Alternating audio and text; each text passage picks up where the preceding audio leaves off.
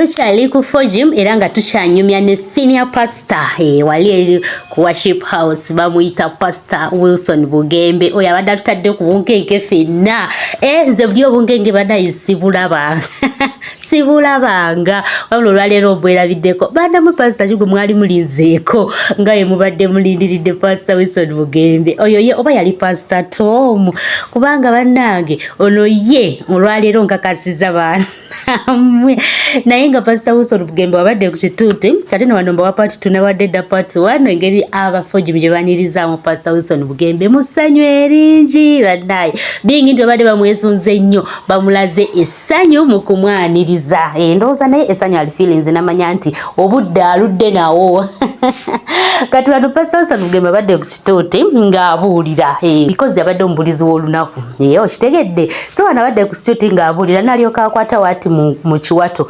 n'atunuulira crowd nagamba wano nga ndaba abantu abali mu worship nalabanga crowd ejudde bantu bali ku worship house bonna bagwera wa Pastor Buyungo nalaba kwegamba nga tabitegeera butegeezi but all in all inabebaza nti mwebali because mwasigala mu mwoyo like mwasigala mu kanisa banja batuvuddeko naye nava mu kanisa nagende yo nakola birala because wajja mu kanisa oli mugana kugenda kuvuma oli mugana kugenda mu masabo omugana bikolwa bya kibi naye nga abatali ready kuva ku bikolwa bya kibi ebo yensonga lwaki bava mu kanisa ne badduka ne badda mu nsi naye ate abo n'abeebaza nti bava ku worship house so ne badda ku Fojim bava mu kanisa ne badda mu kanisa kyekyo kyabaweereddeko credit era ogenda kunsikiriza nkuwe obubaka obulungi buno n'obugambo obulungi obwo obeerenga nawe obwewulirirako kano ka clip kawanvu kalabe ogenda kuba olaba n'obwo obubaka bw'obadde omisinze because osobola okusumagira mu katono ne wabeerawo ekikuyitako kale ebyo biba biseeko byenkuletedde nate mu kaseera kano Katonda banjagalire abankomire tukyagendera ddala mu maaso ngenda bba wa buli kimu. It's life in Christ. Ani ategeera ebipimo, ani awulira eddoboozi lye, ani ategeera ekika ky'olubaawo, ebyo bya pasita yekka bireke. Eryato lyali lyakalina naye ekizibu kya Mukama tekyali kufuna lyato, kyali kifuna Nuuwa.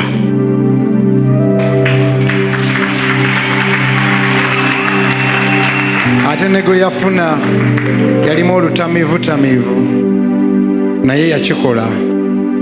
Kaakati bino byonna bye twewuunya wano twebaza Mukama olwa Nuuwa wa wano.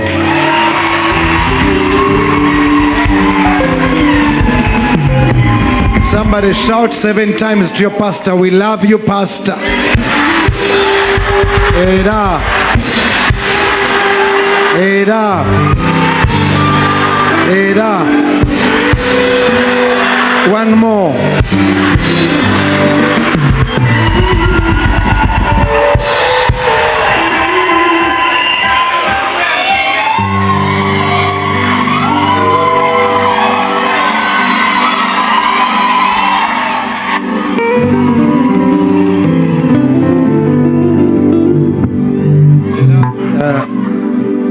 Era Pastor Buyungo ndaba endiga nyingi ezadduka ewaffe bali wano ndooza nja kujja na baasi ngiteeke wali nzigemu endiga zange.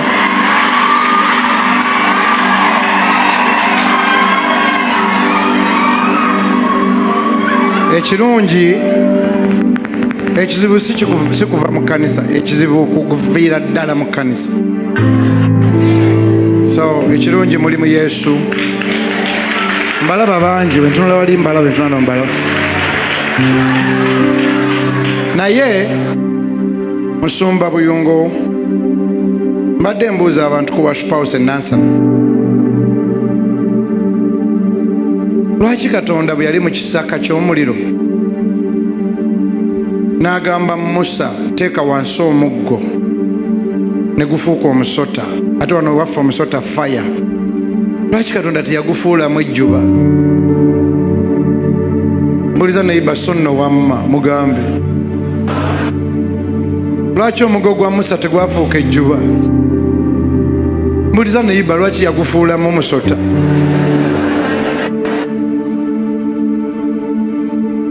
Bameka ng'otya omusota? Olaba? Kati gwe n'omala oba Musa, Katonda yennyini agufuula omusota n'oguyitira fire. Musa n'adduka, Mukama n'avuga todduka gukwateko. Ate Musa yali ananaagira. Ndaba Musa ng'agamba me. Mbuliza neyiba lwaki omugo gwa Musa tegwafuukamu ejjuba? Bw'aba neyibawo tayogera noonya ayogera, abamu balogologo.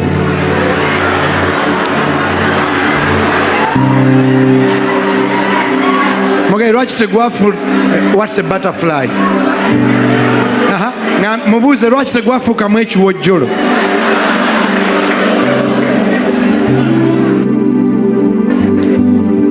Mbabuulire lwaki? Mwabava ennaasana temuddamu mwabiyize edda ku makya. Ensonga ziringanga ssatu lwaki gwafuukamu musota. Esooka, Katonda yamugamba todduka, gukwate kawuuka ateteyo kawuuwo. Musa nambuuza nkwate wa ssebo? Mukama tayinza kukkiriza kwata mu mannyo ga musota. Yagamba Musa nti gwe kwata kawuuwo, nze nja kukwata omutwe.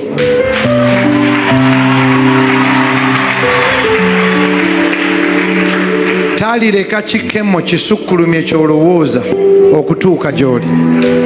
Olwaleero buli ekyagala okukubojja Mukama akikwata omutwe.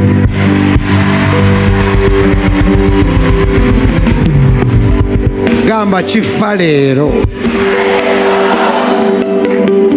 Njogera nga asaaga, wano waliwo agenda owona siriimu leero, wano waliwo agenda owona ebbanja leero, wano waliwo awonya kansa leero, wano waliwo awona olutwe leero, wano waliwo awona ebyoyoyo leero.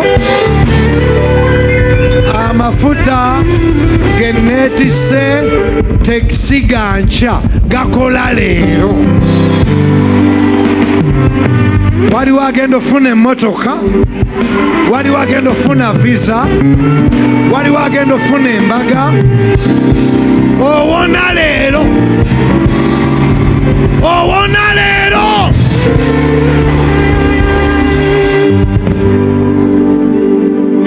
Ensonga ey'okubiri, Katonda yafuula omuggo gwa Musa omusota n'amugamba gukwateko. Omanyi lwaki? Yali amuyigiriza okukwata ku bintu by'atya. Kiddiremu abantu babiri, ow'eno n'ow'eri.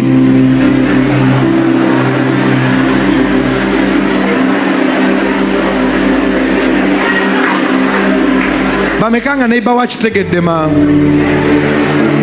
Amafuta ge neetisse leero ogenda okwata ku bintu by'otya. Eyo aleluya ekomye kumpi. Yambala amafuta agakwata ku bintu by'otya.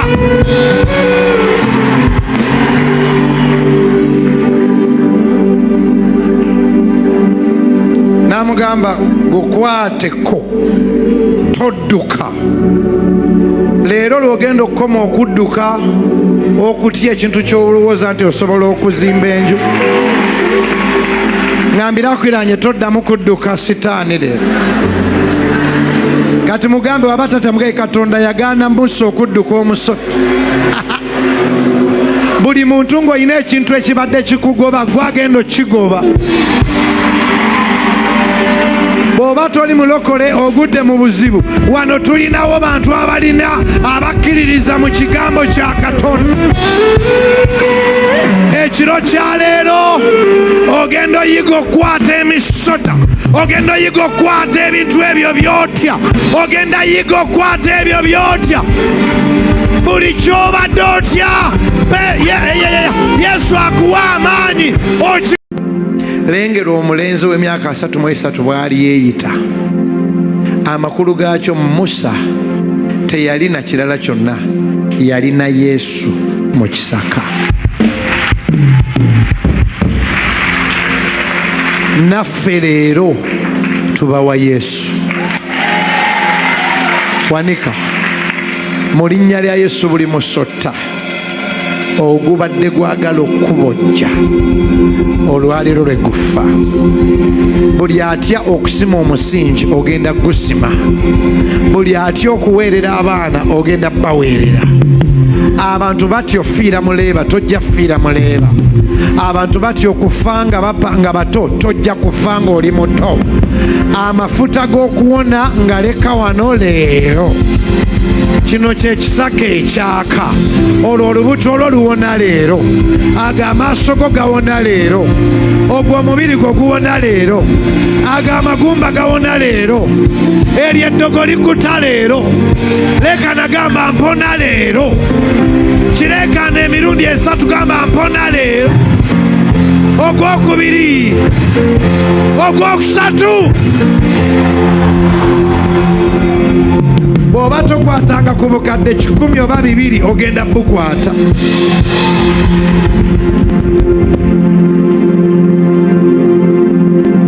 Ngambira kwiranye naago kwatako omusoto. Buli kyotya tekigenda kukubojja.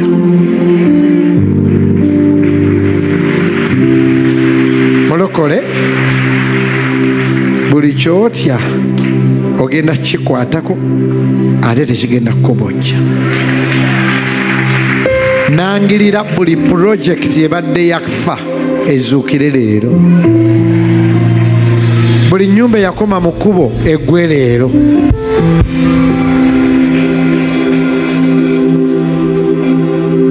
Nga mmaliriza,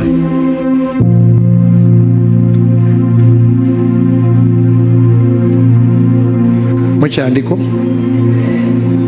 eddakiika zinakamirira wano waliwo abawona. Lindako ensonga endala. Lwaki Yesu musumba Buyungo? Yesu agenda kujja abasumulule. Gumamu. Lindako gumamu.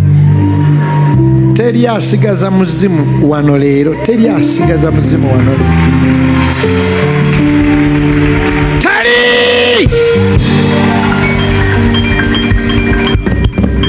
Musumba, ensonga endala lwaki teya ngambira akuliranye mu luzungu. Wameka ng'omanyi oluzungu? Tuluyiyeyiye. Ngambira akuliranye. Moses was not trained with a dove. He was trained with a snake. Do you know why? Katudde mu Luganda. Ngambira neiba nti Musa mu kisaka tebamutendeka na juba, bamutendeka na musota. Mugambe ensonga esooka akwate ku byatya. Buli atya okufumbirwa nsaba embaga yejje.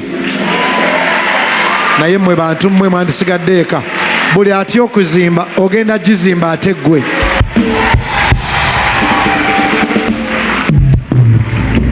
Waliwo abatya okusaba ebinene.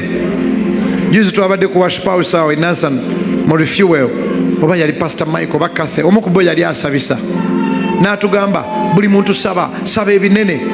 Nali nkyasaba ebyange tebisukka amafuta, amagezi, obukuumi, omukyala, abaana, byembeeramu ebyo. Omwana nampitako mu kusaba ku worship house, nampitako Emma n'angamba nga yali mu kusaba, ayi Mukama ne bompayo biliyoni 2 oba 3, nze Mukama nsabayo obukadde biliyoni ze Uganda 2, $1 million Mukama. Nenkyuka ne nga sookole. Nze senior pastor wa wano, nange ne muyitako mu nga bwe ndeekaana biliyoni 6 ayi Mukama.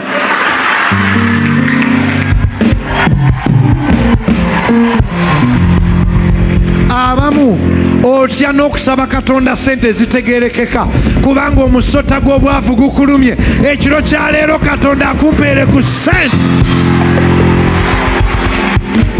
nkusabirako omukisa ogujjudde, ngambirako yange ogujjudde gwe gugwo, ogukatiddwa, ngambirako yange ogwo nagwo gugwo, ogusukundiddwa, mugamba ogwo gwa maamawo, taatawo, bulaasawo, ogwamuyiika, mugamba ogwo guyiikire banneyiba, guyiikire baganda bo, guyiikire ekyalo kw'obeera, obazimbire essomero. Mira, wano waliwo agenda ozimba essomero ku kyalo gy'ava.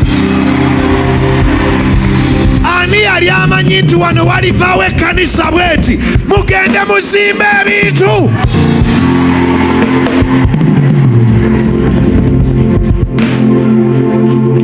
Abamu ku mmwe muli balokole naye otya okusabira siriimu. Bwe bagamba omutwe gunnuma, faya muveeko amaaso, jangu nkusabire. Pastor Buyungo yatuyigiriza basabira. Bwe bagamba kansa, ndi mulokole naye ebyo olwaleero ogenda kukwata ku misota gy'obadde oti. Mbadde ngamba ab'oku worship house leero nti abamu ku mmwe otya n'otwala omwana wo mu ssomero ly'ebbeeyi, era onoonyeza eno wansi. Fire. Mbadde ngamba ab'ennansana ku worship house, okimanyi nti muno mu Uganda mulimu amasomero nga ttaamu 2,600,000. Naye gwe wasalawo abaana bagende eyo bonna basomere bonna bakole omwana wo alina okusomera abe wammwe gye batasobola kuweererera baana.